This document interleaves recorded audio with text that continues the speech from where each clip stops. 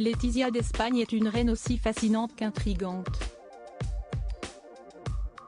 Contrairement à Camilla Parker Bowles, qui a toujours pris soin de s'effacer derrière son époux, l'épouse du roi Felipe VI s'est octroyée une place de choix au sein de la famille royale espagnole.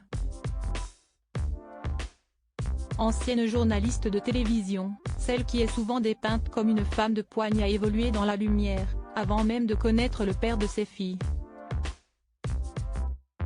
Lorsqu'elle a dit oui à l'élu de son cœur, il n'était pas question pour elle de poursuivre son chemin dans l'ombre de son mari. Elle l'a déclaré, elle n'acceptait pas le fait qu'on lui coupe la parole. Une anecdote, lors de l'annonce officielle des fiançailles en 2003, elle explique qu'elle va cesser d'être journaliste et le prince Felipe renchérit de ses commentaires mais lui coupe la parole.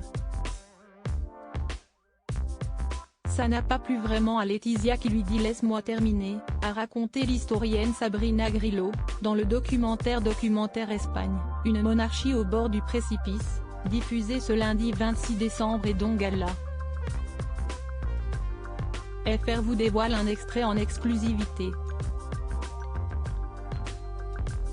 Une confidence qui en dit long sur le caractère de la reine d'Espagne.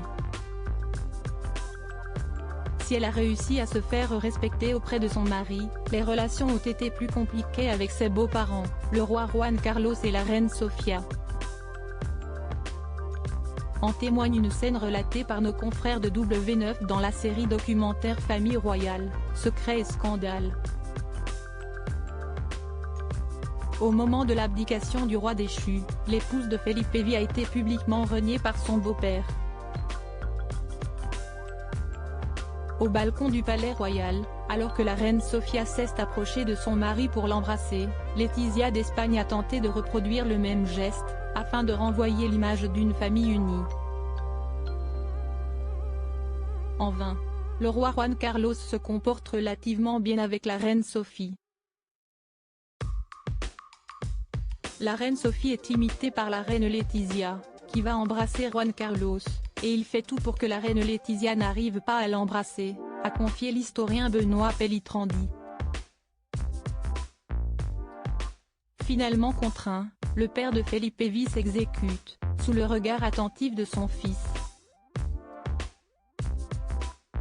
Supérieure à Letizia d'Espagne est renversante avec une mèche plaquée sur le côté, son avis tranché sur un retour de Juan Carlos dans une interview accordée à Gala.